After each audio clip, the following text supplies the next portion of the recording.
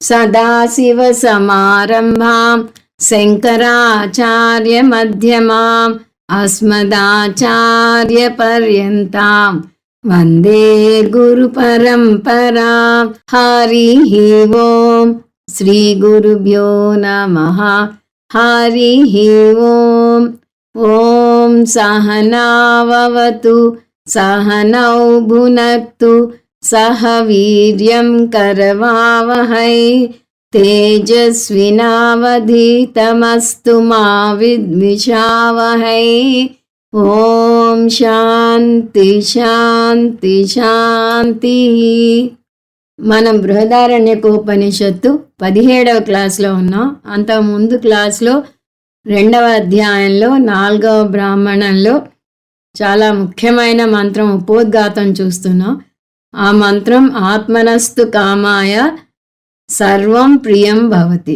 ఆ మంత్రానికి వెళ్ళే ముందు మొదటి 4 మంత్రాల్లో ఏమైందో మళ్ళీ ఒకసారి చూద్దాం. దీన్ని మైత్రేయి బ్రాహ్మణ అంటారు. నిజానికి గురువు యాజ్ఞవల్క్యుడు. అయినా యాజ్ఞవల్క్య ముని తర్వాత 2 అధ్యాయాల్లోనూ వస్తాడు కాబట్టి దాన్ని మునికాండం అంటారు. కాబట్టి ఇక్కడ మైత్రేయి బ్రాహ్మణం అనే పేరు వచ్చింది. ఇదే బ్రాహ్మణం మొదటి మంత్రం కొత్తగా యాడ్ అయ్యి చివరి మంత్రంలో చిన్న మార్పులతో మళ్ళీ 4వ అధ్యాయంలో 5వ బ్రాహ్మణంగా వస్తుంది. ఈ బ్రాహ్మణం మొదట్లో మనం సన్యాస భాష్యం చూసాం. దాని సారాంశం సన్యాసం స్వీకరించాలి అంటే జ్ఞానం పొందడానికి వైదిక కర్మలు మానేసి జ్ఞానంకి రావచ్చు అని శంకరాచార్యుల వారు చెప్పినట్టు చూసాం. ఇక్కడ సందర్భం యాజ్ఞవల్క్య ముని జ్ఞానం పొందాక సన్యాసం స్వీకరించడానికి నిశ్చయించుకున్నాడు. సన్యాసంలో 2 రకాలు ఉంటాయి. అవి విద్వత్ సన్యాసం, వివిధిషా సన్యాసం. వివిధిషా సన్యాసం జ్ఞానం పొందటానికి స్వీకరిస్తే, విద్వత్ సన్యాసం నిధిధ్యాసనం చేసుకోవడానికి స్వీకరిస్తాడు.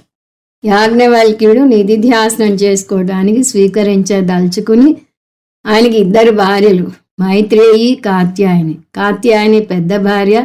ఆవిడ భక్తు గృహిణి. తన కాలాన్నంతా ఇంటి పనులకే వినియోగిస్తుంది. మైత్రేయి ఆధ్యాత్మ చింతన ఉన్న ఆమెని బ్రహ్మవాదిని అని పిలుస్తారు. అందువల్ల యాజ్ఞవల్క్యుడు సన్యాసం స్వీకరించే ముందు మైత్రేయిని పిలిచి నేను ఇంకా ఉన్నత స్థానానికి వెళ్దాం అనుకుంటున్నాను అంటాడు. సన్యాసం స్వీకరిస్తున్నాను అంటే అది పారిపోయినట్టు అవుతుంది. ఇంతకన్నా ఉన్నత ఆశ్రమానికి వెళ్తున్నాను అని చెప్పి, అందువల్ల నీకు కాత్యాయనికి మధ్య ఉన్న బంధాన్ని తెగగొట్టబోతున్నాను అంటాడు. అంటే అతను ఉంటేనే వారిద్దరూ సౌతులుగా ఉండాల్సి వస్తుంది. మీ మధ్య గొడవలు రాకుండా ఆస్తి పంపకాలు చేస్తాను అని పరోక్షంగా చెప్తున్నాడు. మైత్రేయి ఎంత ఆస్తి ఇస్తావు ఏమిటి అని అడగకుండా ఒకటే ప్రశ్న వేస్తుంది. నువ్వు ఇచ్చిన ఆస్తే కాదు, మొత్తం భూమండలంలో ఉన్న ఆస్తి అంతా నాకు వచ్చినా కూడా నాకు మోక్షం వస్తుందా అని అడిగింది. అంటే కాదు అంటాడు యాజ్ఞవల్క్యుడు. అంటే దాని అర్థం రాదు అని. నువ్వన్నది నిజమే, మోక్షం రాదు. డబ్బు సుఖాన్ని ఇస్తుంది కానీ ఆనందాన్ని ఇవ్వదు. సుఖంగా జీవించవచ్చు కానీ ఆనందం కావాలంటే జ్ఞానానికే రావాలి అనే మాట చెప్తాడు. మైత్రేయికి అర్థమవుతుంది, భర్త ఇంత ఆస్తిని ఎడమ చేత్తో వదిలేసి వెళ్తున్నాడు అంటే అతనికి ఇంతకన్నా ఏదో ఆనందమైన వస్తువు దొరికి ఉంటుంది. అదేమిటో తెలుసుకోవాలి అనే కుతూహలం కలిగి నువ్వు దేనికోసం వెళ్తున్నావో అది నాకు చెప్పు అని అంటే యాజ్ఞవల్క్యుడు కూడా మురిసిపోతాడు. నాకు ముందే నువ్వు ప్రియమైన భార్యవి, ఇప్పుడు నాకు ప్రియమైన విషయం నువ్వు కోరటం వల్ల నాకు ఇంకా ప్రియమైన దానివి అయ్యావు అని చెప్పి తన బోధని మొదలెడతాను కానీ చాలా శ్రద్ధగా వినమని చెప్తాడు. ఆ మొదలెట్టబోయేదే ఆత్మనస్తు కామాయ మంత్రంతో మొదలు పెడతాడు. ముందు ఆ మంత్రం చూద్దాం. మంత్రం 5.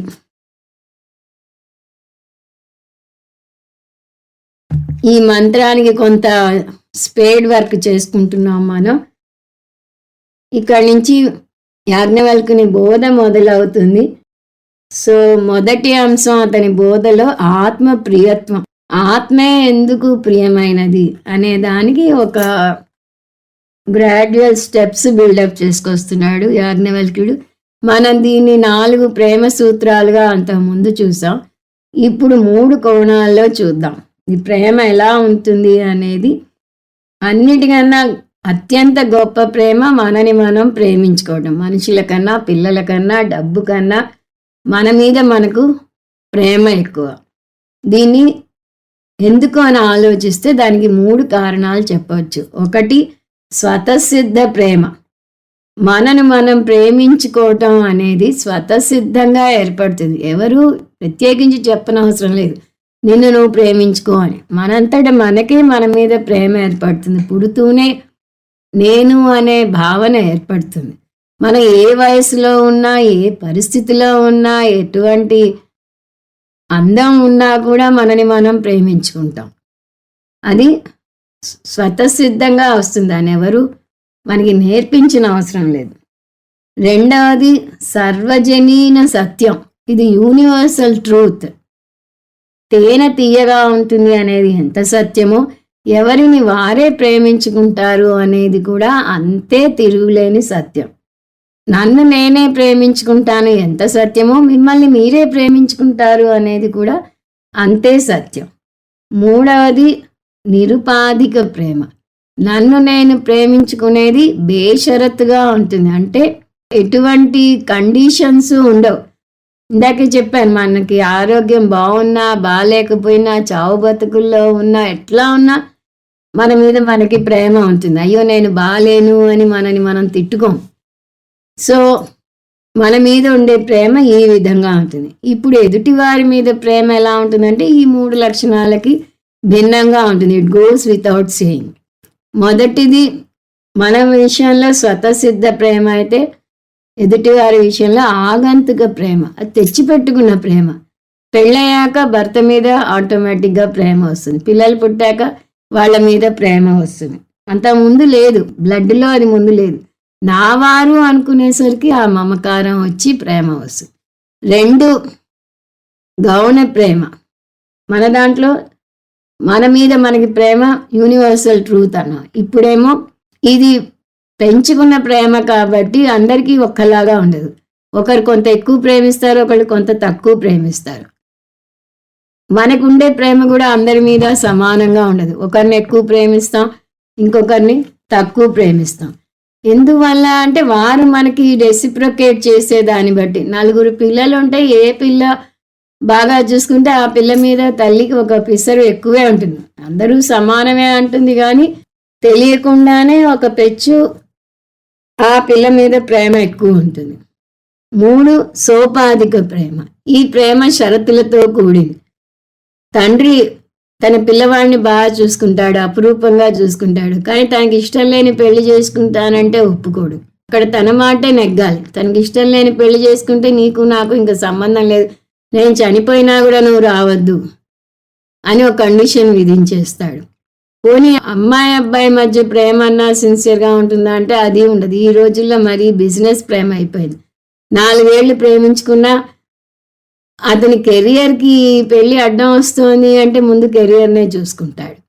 అలా భగవంతుని మీద ప్రేమ కూడా షరతులతో కూడిన ప్రేమే అవుతుంది. మన కోరికలు తీరుస్తున్నంత వరకు భగవంతుడు చాలా మంచివాడు. ఎప్పుడైతే మనకు ఒక ప్రమాదం ముంచుకొచ్చిందో అప్పుడు భగవంతుడు అది ఏమి తీర్చడో అప్పుడు భగవంతుడి మీద భక్తి కూడా మాయమైపోతుంది. అందువల్ల ఎదుటి వ్యక్తి మీద ప్రేమ సోపాధిక ప్రేమ, ఆగంతుక ప్రేమ, గౌణ ప్రేమ. అది స్వచ్ఛమైన ప్రేమ కాదు, నామకే వాస్తే ప్రేమ లేదా గౌణ ప్రేమ.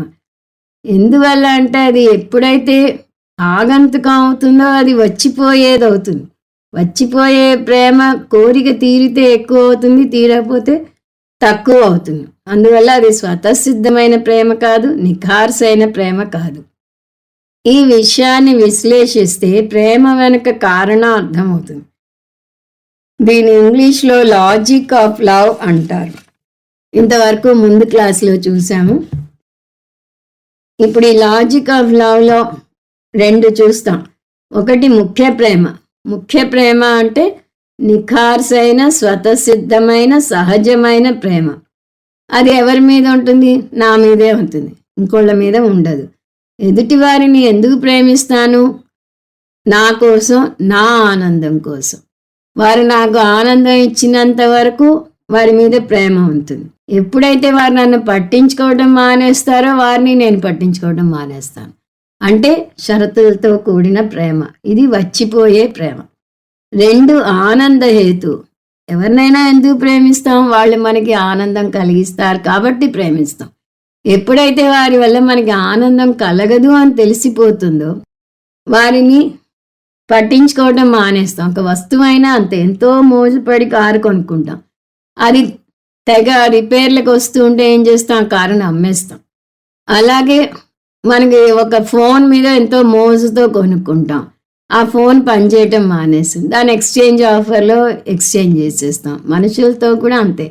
వాళ్ళు మనకి మన అడుగుజాడల్లో ఉండి మన చెప్పు చేతల్లో అన్నంత వరకు చాలా ఇష్టం. ఎప్పుడైతే వాళ్ళు మన మాట వినరు అని తెలిసిందో ఇంకా వాళ్ళని పట్టించుకోవటం మానేస్తాం.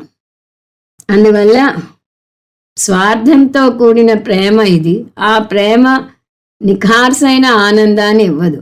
ఆనందాన్ని ఇచ్చినట్టుగా అనిపిస్తుంది కానీ అది ఆనందం కాదు. అందువల్ల మనం జీవితం సాఫీగా సాగిపోవాలంటే ముందు ఈ లాజిక్ ఆఫ్ లవ్ నేర్చుకోవాలి. లేకపోతే షాక్ తినాల్సి ఉంటుంది. మనం తెలుసుకునే తర్కం ఏమిటి? ఆత్మ ప్రేమ ఒక్కటే అసలైన ఆనంద హేతువు. ఆత్మనస్తు కామాయ సర్వం ప్రియం భవతి. ఈ విషయం తెలుసుకుంటే మనం ఎవరి మీద ద్వేషం పెంచుకోం. ఆత్మ పరమానంద స్వరూపం, ఆత్మ ఆనంద స్వరూపం కాబట్టి తక్కినవన్నీ దుఃఖ స్వరూపం లేదా ఆనంద అభాస రూపం. అంటే ఆనందాన్ని ఇవ్వవు, ఇచ్చినట్టుగా కనిపిస్తాయి. వేదాంత పరిభాషలో ఆత్మ కానివన్నీ అనాత్మ కిందకే వస్తాయి. అనాత్మ శాశ్వతమైన సుఖాన్ని ఇవ్వలేదు. సో 2 విషయాలు. ఆత్మ కాక తక్కినవన్నీ అనాత్మ. అనాత్మ వల్ల కలిగే ఆనందం పరిపూర్ణమైన ఆనందం కాదు. అందువల్ల మనం ఏం చేయాలి? ఆత్మ వైపు తిరిగి అనాత్మకి దూరంగా జరగాలి. అనాత్మ మీద వైరాగ్యం పెంచుకోవాలి. వైరాగ్యం పెంచుకోవాలంటే తక్కినవి ద్వేషించాలని కాదు అర్థం. వైరాగ్యం పెంచుకోవడం అంటే అనాత్మ నుంచి శాశ్వతమైన ఆనందం లేదా నిఖార్సైన ప్రేమ వస్తుంది అని ఆశించకపోవటం. పరిస్థితుల మీద ఆధారపడి ఏర్పడిన ప్రేమను స్వీకరించండి. కానీ అదే సమయంలో మీరు ప్రేమించిన వ్యక్తి లేదా వస్తువు మీకు దూరమైనా కూడా ఆ వ్యక్తిని లేదా వస్తువుని వదులుకోవడానికి సిద్ధపడండి. బంధించే ప్రేమగా మన ప్రేమ ఉండకూడదు. మీరు ప్రేమించిన మీ మనవడు దూరమైనా మీరు బాధపడకూడదు. ఈ విధమైన మనస్తత్వాన్ని పెంపొందించుకుంటే జీవితంలో ఏది ఎదురైనా తట్టుకునే శక్తి వస్తుంది. పిల్లలు దూరం అయిపోయినా బాధ వేయదు. అందువల్ల వైరాగ్యం అంటే ద్వేషించటం కాదు, ద్వేషించకూడదు కూడా. వైరాగ్యం అంటే ప్రేమతత్వాన్ని అర్థం చేసుకోవడం. మీకు నిజమైన ప్రేమ కావాలంటే ఆత్మానందం వైపుకు తిరగండి. అది దుఃఖ మిశ్రితత్వం కాదు, అది నిఖార్సైన శాశ్వతమైన ఆనందం. అది మీ ఆనంద స్వరూపం. సచ్చిత్ ఆనంద స్వరూపం మీ స్వరూపం. ఇప్పుడు ఈ నేపథ్యంతో మంత్రంలోకి అడుగు పెడదాం. సహోవాచ నవా అరే పత్యుకామాయ పతిః ప్రియో భవతి ఆత్మనస్తు కామాయ పతిః ప్రియో భవతి. ఆత్మనస్తు కామాయ అన్నిట్లో రిపీట్ అవుతూ వస్తుంది. అరే అని అడ్రస్ చేస్తున్నాడు మైత్రేయిని.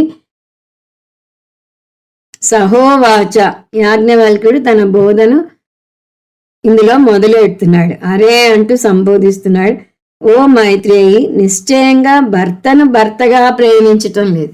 మరి ఎలా ప్రేమిస్తోంది? తనకు ఆనందం కలగజేస్తున్నాడు కాబట్టి ప్రేమిస్తుంది. ముందే చెప్పినట్టుగా ఇది ఆడవారికి షాక్ ఇచ్చే స్టేట్మెంట్, కానీ లోతుగా విశ్లేషిస్తే అదే నిజం. భర్తని భర్తగా ప్రేమిస్తే అతని లోటుపాట్లతో సహా, అతని బలహీనతలతో సహా ప్రేమించాలి. అతనితో పోట్లాడకూడదు. అతను నన్ను బాధిస్తున్నాడు కాబట్టి నాకు ఇష్టం అని చెప్పగలగాలి. కానీ అలా ఏ భార్య చెప్పదు. మరేమంటుంది? నాకు కావాల్సినవన్నీ చేస్తున్నాడు, నన్ను పువ్వుల్లో పెట్టి చూసుకుంటున్నాడు, అత్తారుబత్తంగా చూసుకుంటున్నాడు, అందువల్ల నాకు ఇష్టం అంటుంది. అంటే ఎప్పుడైతే అత్తారుబత్తంగా చూడటం మానేస్తాడో అప్పుడే అతని మీద ప్రేమ పోతుంది అని చెప్పకనే చెప్పినట్టయింది.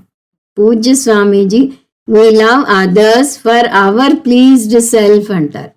అంటే మనకి వాళ్ళ వల్ల ఆనందం కలుగుతుంది కాబట్టి మనం వారిని ప్రేమిస్తాం, లేదా మనకి ఆనందం కలగజేస్తారు కాబట్టి వారిని ప్రేమిస్తాం. ఈ మంత్రం వివరించేటప్పుడు దానికి ఆయన ఇచ్చే వివరణ ఇలా ఉంటుంది. నాకు ఫలానా వ్యక్తి అంటే ఇష్టం, స్టేట్మెంట్ 1. అతను నాకు ఇష్టమైన పనులు చేస్తాడు, స్టేట్మెంట్ 2.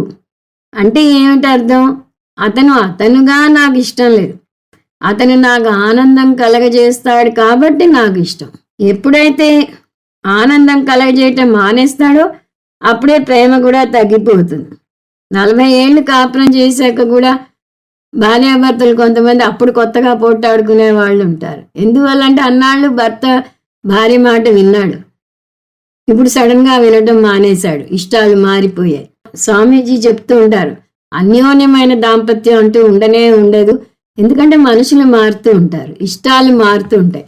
ముఖ్యంగా వయసు పైబడే కొద్దీ ఆడవాళ్ళ ఆధ్యాత్మిక వైపు మొగ్గు చూపుతారు. మగవాళ్ళకి రిటైర్ అయ్యాక హాయిగా జాలీగా గడపాలి, ఇన్నాళ్ళు కష్టపడ్డాను అనిపిస్తుంది. అందువల్ల వాళ్ళు భగవద్గీత వినడానికి కూడా ఇష్టపడకపోవచ్చు. దానికి రివర్స్ కూడా ఉంటుంది, ప్రతిదీ ఒకవైపే చెప్పడానికి లేదు. అంటే వాళ్ళ ఇష్టాలు మారుతాయి. ఇక్కడ చెప్పే అంశం ఏమిటంటే భర్త తనకు తగ్గట్టుగా ఉన్నంత వరకు భార్య అతన్ని ప్రేమిస్తుంది, అతను నాకు ఆనందం కలగజేస్తాడు అంటుంది. ఎప్పుడైతే ఆనందం కలగజేయటం మానేస్తాడో అప్పుడే ప్రేమ కూడా తగ్గిపోతుంది. ఇప్పుడు ఇదంతా మనం రివర్స్గా చెప్పవచ్చు. భార్య విషయం కూడా ఇదే కారణం. ఇప్పుడు నెక్స్ట్ లైన్, నవారే జాయాయై కామాయ జాయా ప్రియా భవతి, ఆత్మనస్తు కామాయ జాయా ప్రియా భవతి. భార్యని భర్త ఎందుకు ప్రేమిస్తాడు? ఆమె తనకు ఆనందం కలగజేస్తుంది కాబట్టి. ఒక భర్త తన భార్యని పొగుడుతూ నేను కూర్చోమంటే కూర్చుంటుంది, నిల్చోమంటే నిల్చుంటుంది అని గర్వంగా చెప్తాడు. అంటే అతను చెప్పినట్టల్లా ఆడించే బొమ్మలాగా ప్రవర్తిస్తే భార్య మంచిదన్నమాట.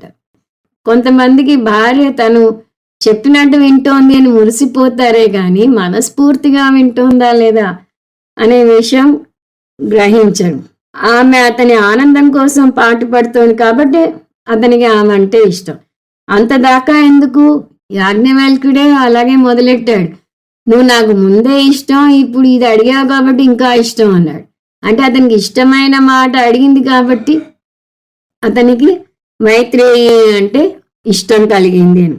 ఇప్పుడు ఇంకో అంశం చెప్తున్నాడు, నవారే పుత్రాణం కామాయ పుత్రా ప్రియా భవంతి, ఆత్మనస్తు కామాయ పుత్రా ప్రియా భవతి. ఇదే సూత్రం పుత్రులకు కూడా వర్తిస్తుంది.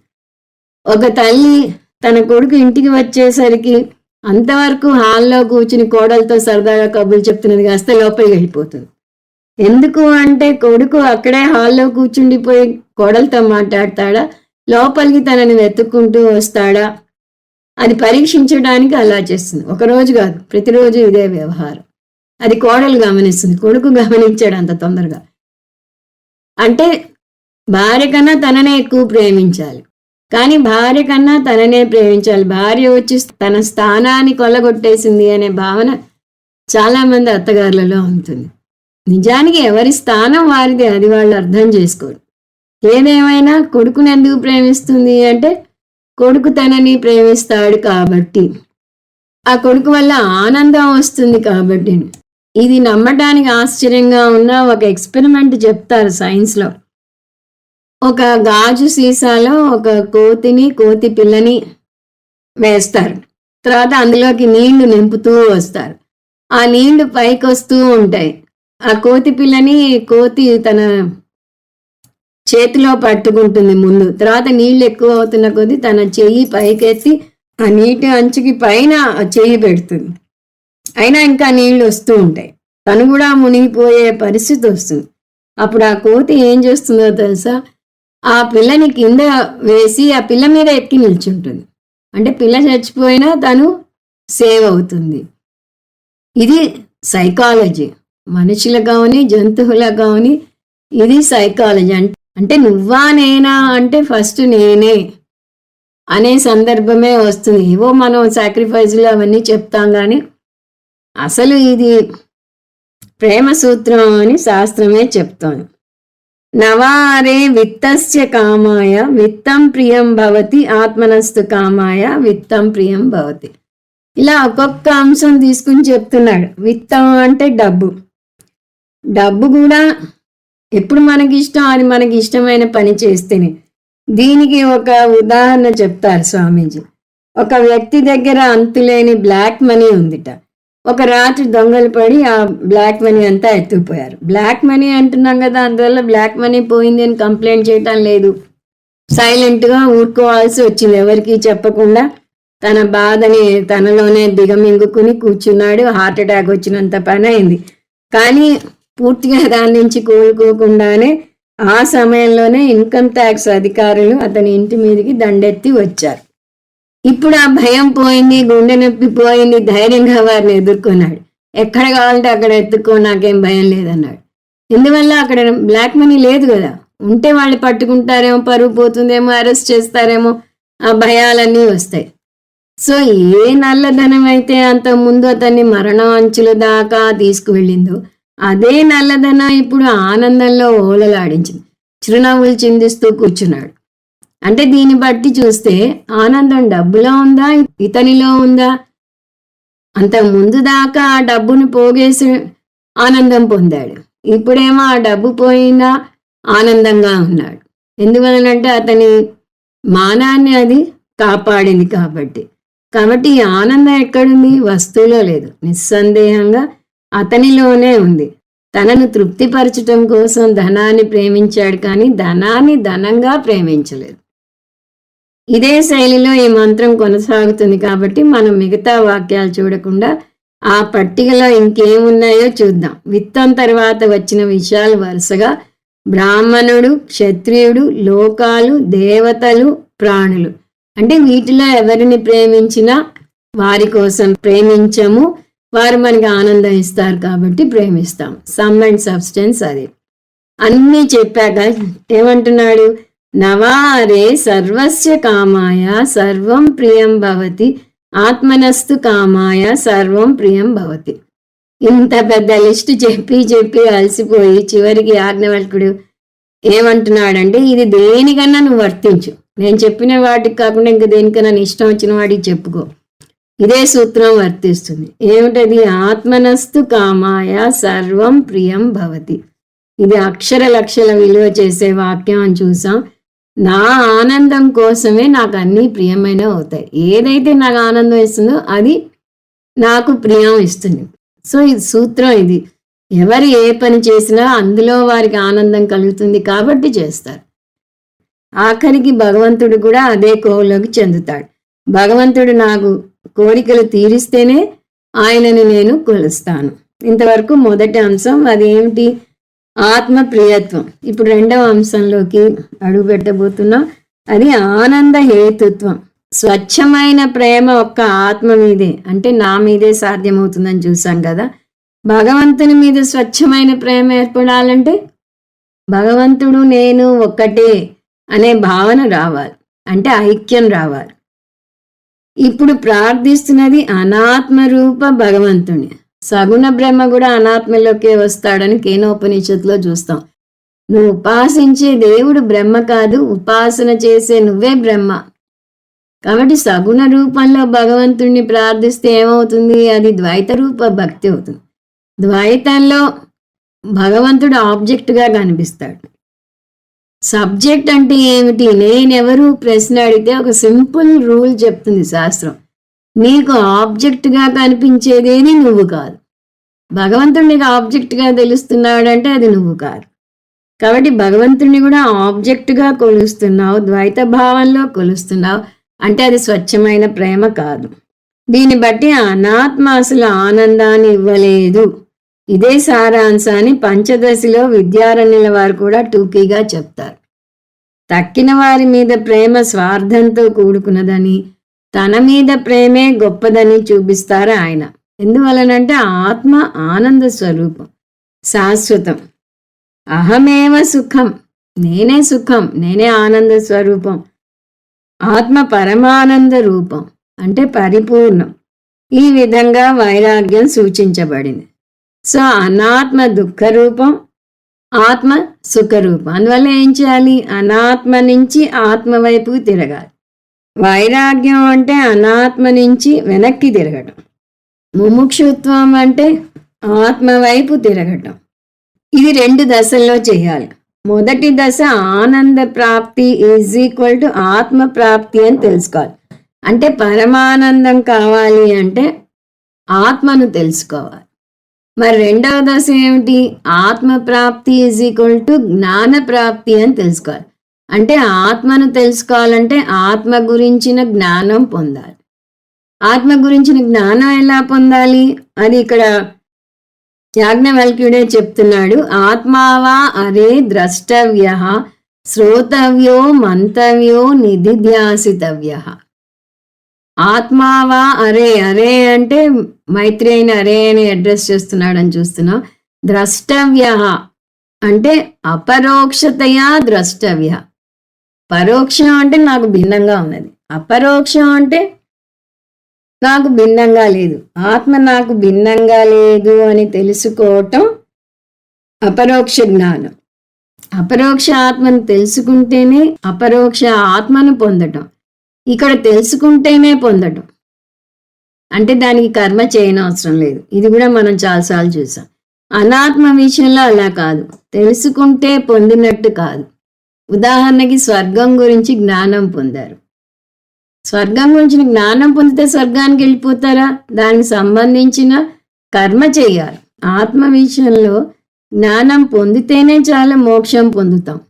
ఎందుకంటే నేను పొందాలనుకున్నది నాకు భిన్నంగా లేదు అని తెలుసుకుంటాం. స్వప్న పురుషుడు నిద్రలోంచి లేస్తే చాలు జాగ్రత్త పురుషుడు అయిపోతాడు. అక్కడ అతను ఏ కర్మ చేస్తాడు?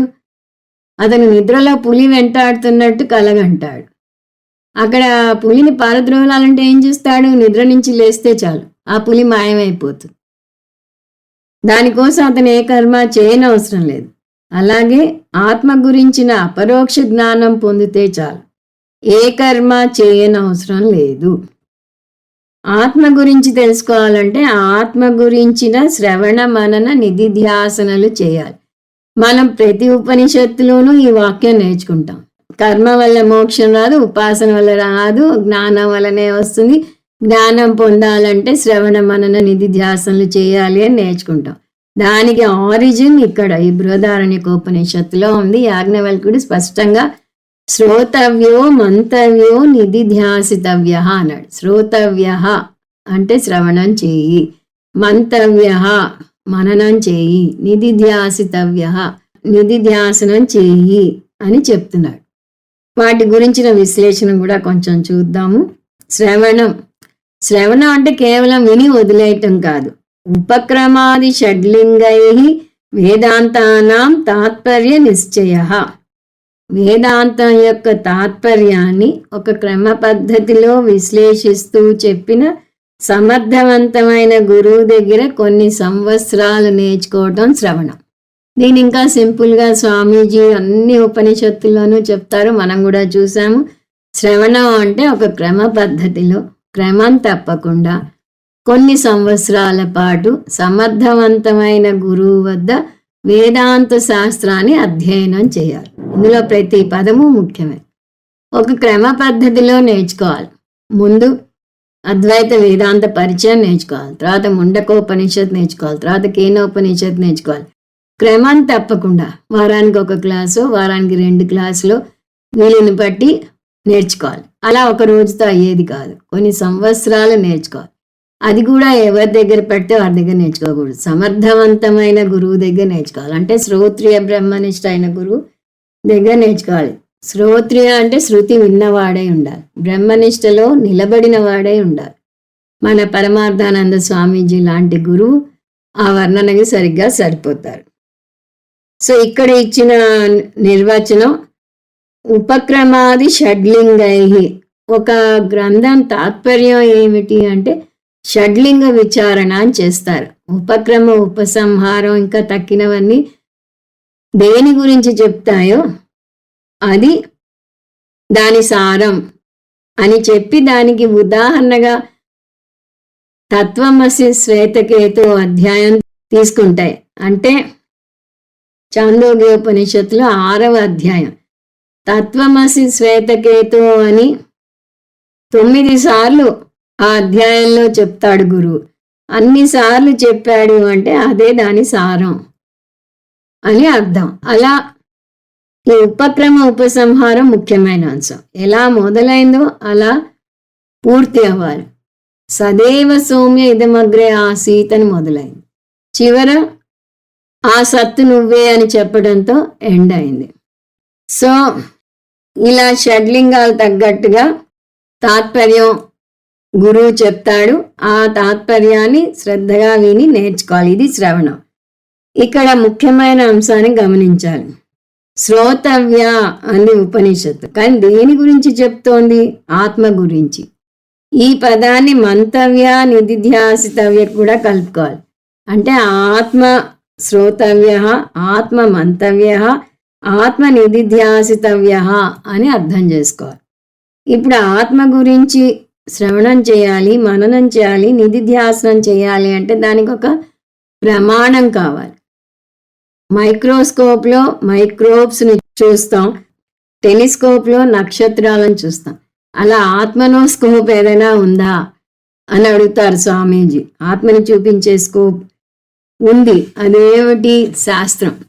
ఆత్మ ప్రత్యక్ష ప్రమాణాలకు అందదు, అనుమాన ప్రమాణానికి అందదు. మరి ఆత్మజ్ఞానాన్ని పొందటం ఎలా? ఇక్కడ కూడా చాలా భిన్నాభిప్రాయాలు ఉన్నాయి. కొంతమంది ఆత్మ గురించి నేర్చుకోవాలంటే నా గురించి కదా, దానికి బాహ్యంగా ఎందుకు, నేను అంతర్ముఖుడినై నేనెవరు అని ధ్యానం చేస్తే చాలు అంటారు. కళ్ళు మూసుకుని నేనెవరు అని లోతుగా ఆలోచిస్తే ఆత్మ గురించి తెలుస్తుంది అంటారు. కానీ అలా లాభం లేదు. మనసు బుద్ధి కూడా ఆత్మ వల్లనే పనిచేస్తాయి. అందువల్ల ధ్యానం చేయటం వల్ల ఆత్మ గురించి తెలుసుకోలేం. తర్కం ఉపయోగించి ఆత్మ గురించి తెలుసు. అందువల్ల ధ్యానం చేయటం వల్ల ఆత్మ గురించి తెలుసుకోలేం. ఇంకొకటి, తార్కికంగా ఆలోచిస్తే నేనెవరు అని మీరు ప్రశ్న అడిగితే మీకు తెలిసిన దాని నుంచి మీకు జవాబు వస్తుంది. మీకు ఆత్మ ఏమిటో తెలియందే మనస్సు ఎలా జవాబిస్తుంది? తెలిసి మీలో నిక్షిప్తమై ఉన్న జవాబుని వెతికి పట్టుకోగలుగుతారు. కానీ ఆ జవాబే తెలియకపోతే ఎలా పట్టుకుంటారు? కాబట్టి నేనెవరు అని ధ్యానం వల్ల ఆత్మను తెలుసుకోలేరు, తర్కం ఉపయోగించి తెలుసుకోలేరు, ప్రత్యక్ష ప్రమాణం వల్ల తెలుసుకోలేరు. మరి దేని వల్ల తెలుసుకోగలరు అంటే శబ్ద ప్రమాణం అంటారు. అంటే శృతి ప్రమాణం వల్లనే తెలుసుకోగలరు. అందువల్ల శ్రోతవ్య అంటే వేదాంత అధ్యయనం చేయాలి. వేదాంత ప్రమాణానికి రాకుండా ఆత్మ గురించి ఎవరూ తెలుసుకోలేరు. అందువల్ల ఆత్మ శ్రోతవ్య అంటే వినాలి. అంటే ఏం వినాలి? శాస్త్రాన్ని వినాలి. వేదాంత శ్రోతవ్య అని కలుపుకోవాలి. వేదాంత వాక్యాలను విశ్లేషించిన కొద్దీ లోతుగా తెలుసుకునేది ఏమిటి? మన స్వరూపం గురించే. వేదాంత విశ్లేషణ చేసేదేమిటి? ఆత్మ విశ్లేషణ. వేదాంతాన్ని ఎంత లోతుగా అర్థం చేసుకుంటే ఆత్మ గురించి అంత లోతుగా అర్థం అవుతుంది, అంత పూర్తిగా అర్థం అవుతుంది.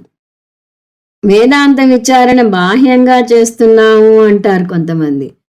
ప్రమాణం బాహ్యంగా ఉంది, తెలుసుకోవాల్సింది లోపల ఆత్మ గురించి కదా అంటే అది అలా కనిపిస్తుంది అంతే. వేదాంతం మనని అంతర్ముఖులను చేస్తుంది. ఉదాహరణకి మీరు అద్దంలో మీ మొహం చూసుకుంటారు. అద్దం బాహ్యంగా ఉంది, కానీ అది చూపించేది దేన్ని? మీ మొహాన్నే. ఒకవేళ అద్దం మురికిగా ఉంటే ఏం చేస్తారు? ఒక గుడ్డ పెట్టి తుడుస్తారు. ఇంకా మురికిగా ఉంటే తడిగుడ్డ పెట్టి తుడుస్తారు. బాగా స్పష్టంగా మొహం కనపడేదాకా తుడుస్తారు. వేదాంత విచారణ కూడా అలాగే చేయాలి. ఆత్మ గురించి జ్ఞానం పొందడానికి వేదాంత విచారణ చేయాలి. ఇంకా జ్ఞానం సరిగా రాలేదు అనిపిస్తే మళ్ళీ ఇంకోసారి విచారణ చేయాలి. వ్యాకరణం, మీమాంస, తర్కం ఇవన్నీ నేర్చుకోవాలి. ఇవి వృధాశ్రమ అనుకోకూడదు. గుడ్డ పెట్టి అద్దం తుడిస్తే అద్దం ఎలా స్పష్టం అవుతుందో ఈ మీమాంస, తర్కం ఇవి నేర్చుకుంటే అప్పుడు మన మనసు స్పష్టంగా ఉంటుంది. అప్పుడు ఆ మనసులో ఈ ఆత్మజ్ఞానం పడటం తేలిక అవుతుంది. అందువల్ల దీన్ని వృధా సమయంగా తీసుకోకూడదు. అవి ఎంత బాగా అర్థమైతే ఆత్మ అంత బాగా అర్థమవుతుంది. అందువల్ల వేదాంత శ్రవణం చేయాలి ఆత్మ గురించి. సరే, వేదాంత శ్రవణం చేస్తే కలిగే ఫలం ఏంటి? ప్రతిదానికి మనకి ఫలం కావాలి. వేదాంత శ్రవణం చేస్తే కలిగే ఫలం అజ్ఞాన నివృత్తి. మన గురించిన అజ్ఞానం తొలుగుతుంది. మన గురించిన అజ్ఞానం ఏముంది, మనకు అన్నీ తెలిసే అనుకుంటాం, కానీ అసలు విషయమే తెలియదు. మనం దుఃఖ స్వరూపులం అనుకుంటాం.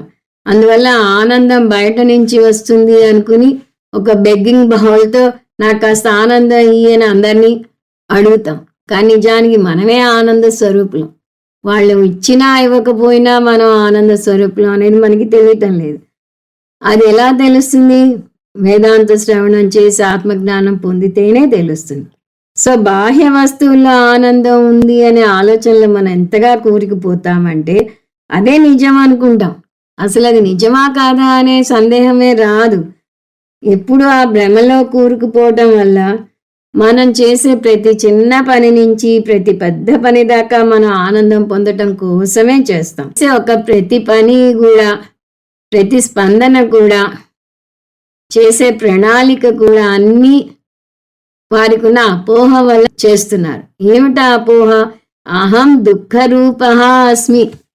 నాకు పుట్టేడు దుఃఖం ఉంది, మీరు నా పక్కన ఉంటే ఆ దుఃఖం పోతుంది. ఈ భావనే తప్పు. దుఃఖం పోవాలంటే బాహ్య వస్తువుల నుంచి ఆనందం రావాలి అనే అపోహ పోవాలి. ఒక వస్తువు వల్ల ఆనందం కలుగుతుంది అంటే దానికి ఎన్నో ఎగ్జాంపుల్స్ చెప్తారు. డబ్బు ఉంటే ఆనందం ఉంటుంది అనుకుంటారు. డబ్బు ఉంటే ఆనందం ఉంటే అందరూ ధనవంతులు హాయిగా ఉండాలి కదా. వాళ్ళకున్నన్ని దుఃఖాలు, బాధలు, కష్టాలు ఎవరికి ఉండవు. అంటే డబ్బు వల్ల ఆనందం లేదు, డబ్బు వల్ల ఆనందం వస్తుంది అనే మీ మనసులో ఉంది. అలాగే ఒక వస్తువు ఆనందం కలుగజేసేటట్టయితే ఆ వస్తువు అందరికీ ఆనందం ఇవ్వాలి కదా. సో వస్తువులో లేదు, ఆ వస్తువు ఇస్తుంది అనుకునే మీలో ఉంది. ఈ అపోహనే అజ్ఞానం లేదా అధ్యాస అంటారు. అజ్ఞాన నివృత్తి కలిగితేనే మనం ఆనంద రూపులం అవ్వగలం. అంటే దీన్ని బట్టి అర్థమయ్యేది ఏంటి? ఆనందం వస్తువులలో లేదు, మనుషులలో లేదు, ఆనందం పరిస్థితులలో లేదు. మనం జీవించడానికి కావాలి, వీటినే వద్దనటం లేదు, కానీ వీటి వల్ల ఆనందం వస్తుంది అనుకోవటం పొరపాటు అంటున్నాం. ఆనందంగా పరిపూర్ణంగా జీవించడానికి అవసరం లేదు. మరి ఎందుకు కావాలి? జీవించటానికి మనుషుల మీద మనం ఆధారపడక తప్పదు కాబట్టి కావాలి. కానీ వారి మీదే పూర్తిగా డిపెండ్ అవ్వకూడదు. వారు ఉన్న ఆనందమే, లేకపోయినా ఆనందమే. ఇలాంటి స్థిత ప్రజ్ఞత ఎప్పుడు కలుగుతుంది?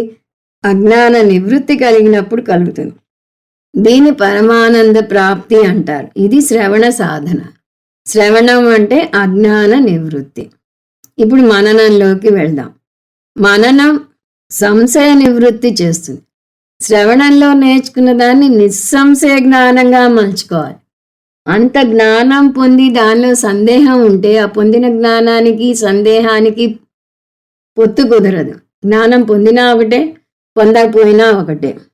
మననం కూడా వేదాంత బోధ మీద ఆధారపడి ఏర్పడింది. మనకు ఏవైనా సందేహాలుంటే వాటిని మననం స్థాయిలో తీర్చుకోవాలి. బ్రహ్మ సత్యం జగన్మిథ్య జీవో బ్రహ్మైవ నాపరహ. ఇది వేదాంత సారం.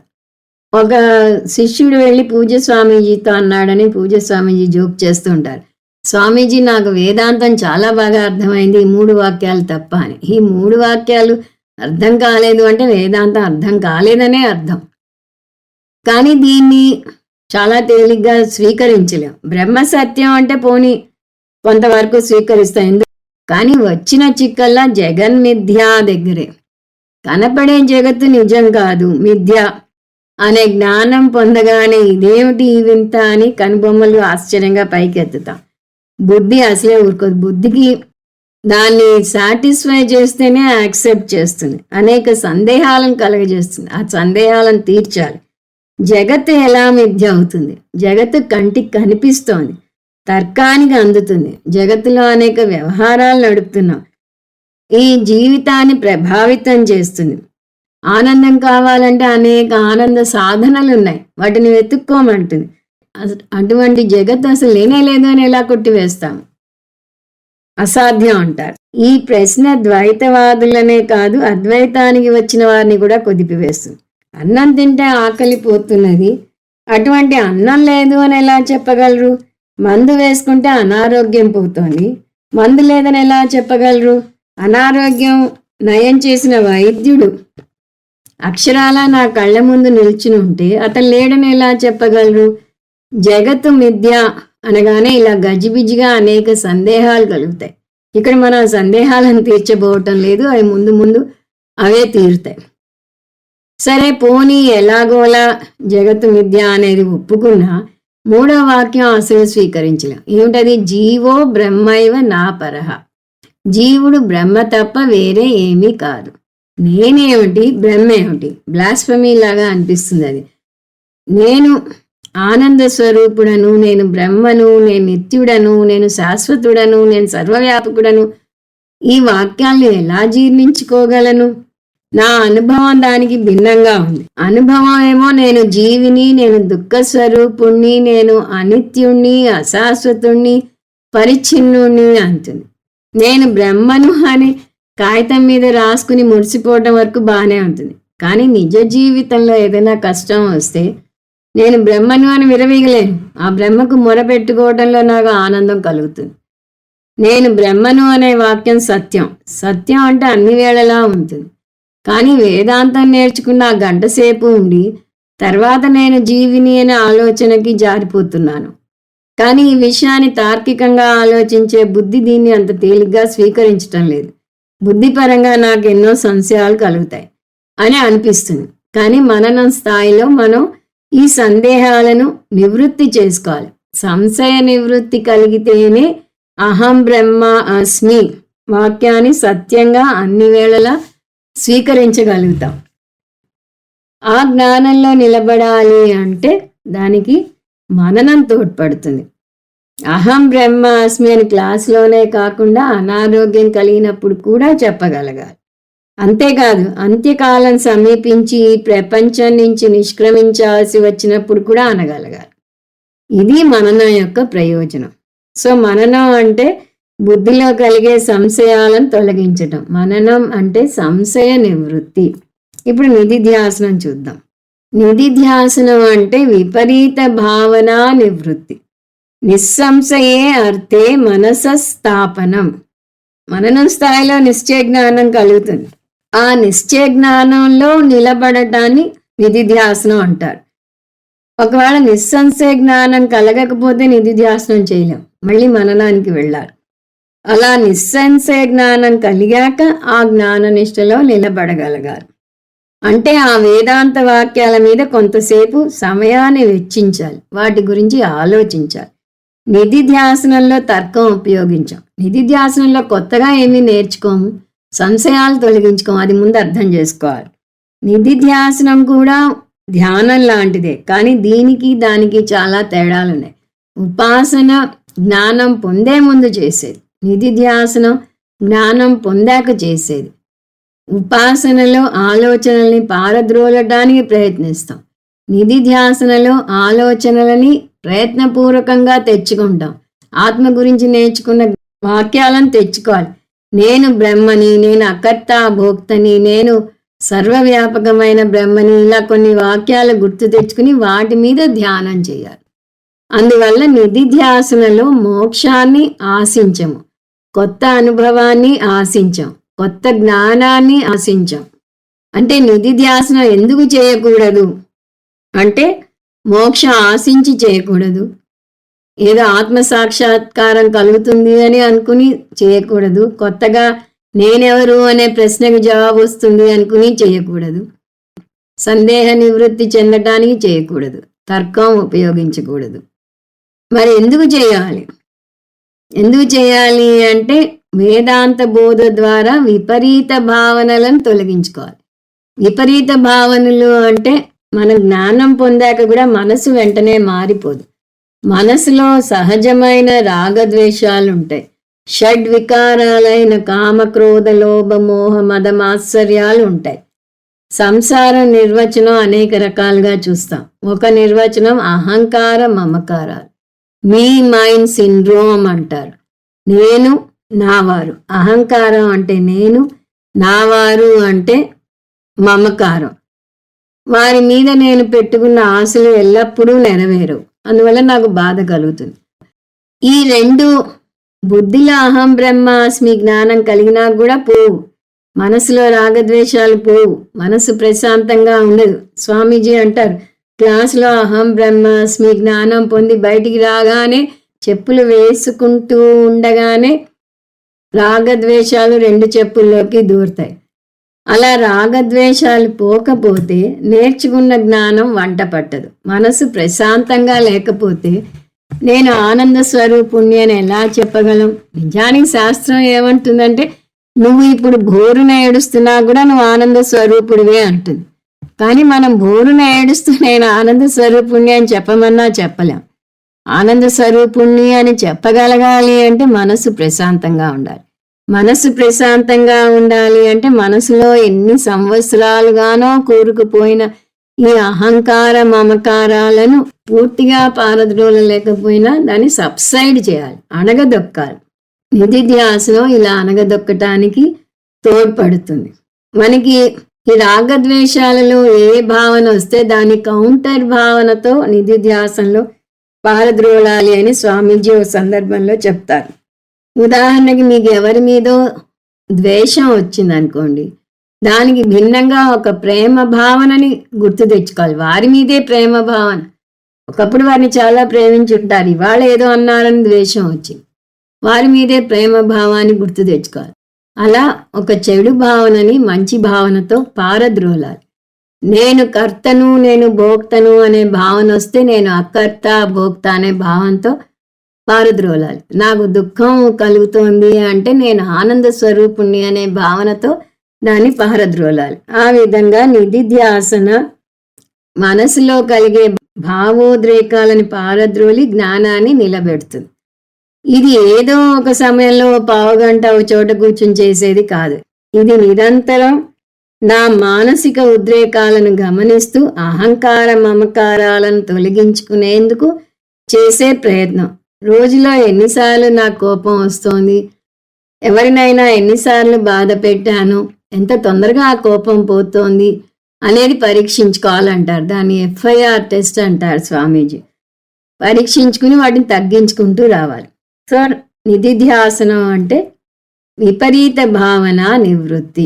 ఇప్పుడు ఈ మూడింటిని ఒక్క ముక్కలో చెప్పాలి అంటే శ్రవణం అజ్ఞాన నివృత్తి, మననం సంశయ నివృత్తి, నిధిధ్యాసనం విపరీత భావన నివృత్తి. మళ్ళీ ఇందులో ఏది ఎక్కువ చేయాలి అంటే శంకరాచార్యులు 3 సమానంగా పాటించి తీరాలి అంటారు. ఒకటి పాటించి ఒకటి వదిలేస్తాను అనే అవకాశమే లేదు. ఆత్మజ్ఞాన నిష్టలో నిలబడాలి అంటే, ఆ జ్ఞానం అణువున జీర్ణించుకోవాలి అంటే 3 చేసి తీరాలి. 3 సాధనలు ముఖ్యమే అన్నా కూడా దేని పాత్ర ఎంత మేరకు అనే విషయంలో కొంత అయోమయం ఉంది. ఆ వాదనలు కూడా చూద్దాం. ఒక వాదన ఏమిటి? శ్రవణం పరోక్ష జ్ఞానాన్ని ఇస్తే నిధిధ్యాసనం అపరోక్ష జ్ఞానాన్ని ఇస్తుంది అంటారు. అంటే వీరు ధ్యానంలో ఆత్మ సాక్షాత్కారం చేసుకోవాలి అనే వాదన వీరిది. చాలా మందికి ఫలం కలగాలి అంటే కర్మ ఉపాసన చేయాలి అనే భావన పోదు. అందువల్ల ఇప్పుడు ఆత్మ గురించి నేను జ్ఞానం పొందాను, ఆ ఆత్మని అనుభవించాలి, ధ్యానంలోనో ఉపాసనలోనో అనుభవించాలి అనే ఉద్దేశంలో ఉంటారు వారు దానికి మన లౌకిక అనుభవం చెప్తారు. లౌకిక జీవితంలో మనం ఒక యాపిల్ పండు గురించి విన్నామంటే దాని గురించి పరోక్ష జ్ఞానమే కలుగుతుంది. దాని రంగు, రుచి, ఆకారం ఇలాంటివి తెలుసుకుంటాం. కానీ నిజంగా యాపిల్ని తింటేనే దాని గురించిన అపరోక్ష జ్ఞానం కలుగుతుంది అంటారు వారు. ఈ ఉదాహరణను తీసుకుని అలాగే అహం బ్రహ్మ అస్మి అనే జ్ఞానం కలిగింది. కానీ దాన్ని జీర్ణించుకోవాలి అంటే ధ్యానం చేస్తే ఆత్మ సాక్షాత్కారం కలుగుతుంది అంటారు వారు. అంటే శ్రవణంలో నేర్చుకున్న ఆత్మను నిధిధ్యాసనంలో అనుభవిస్తాము అంటారు.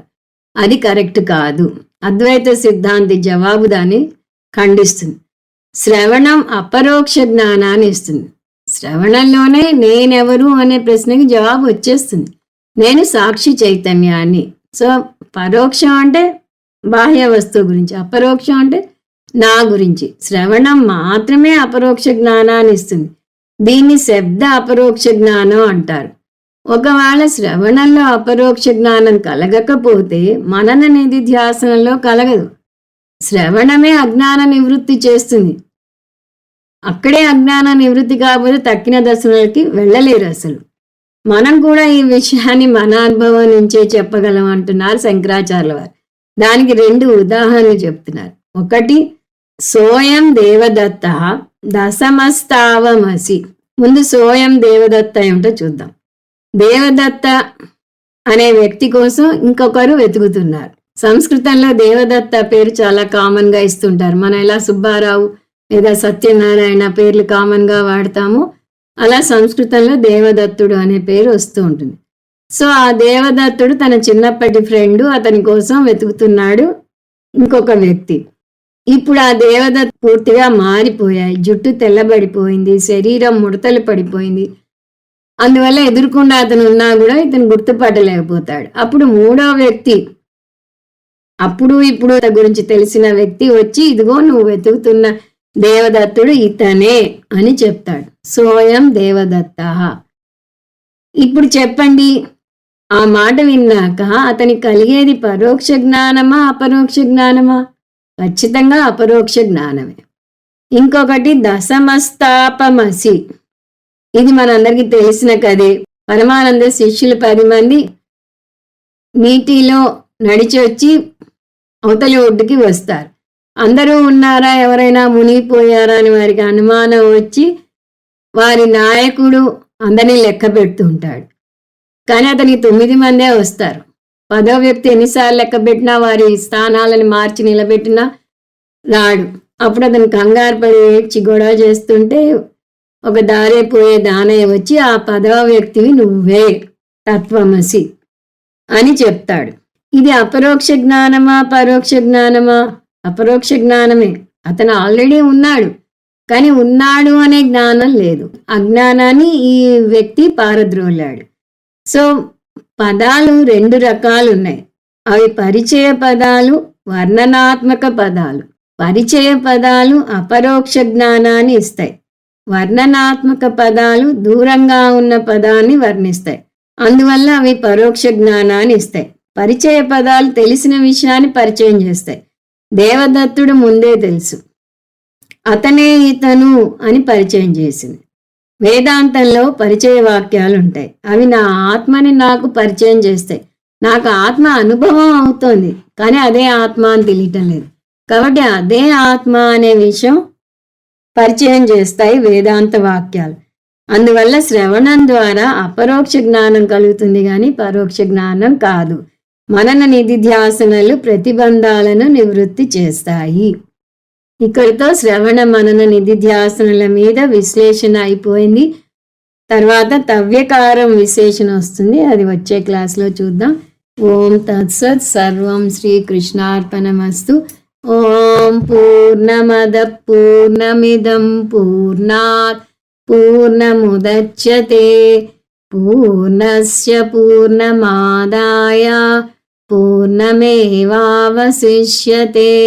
ఓం శాంతి శాంతి శాంతి.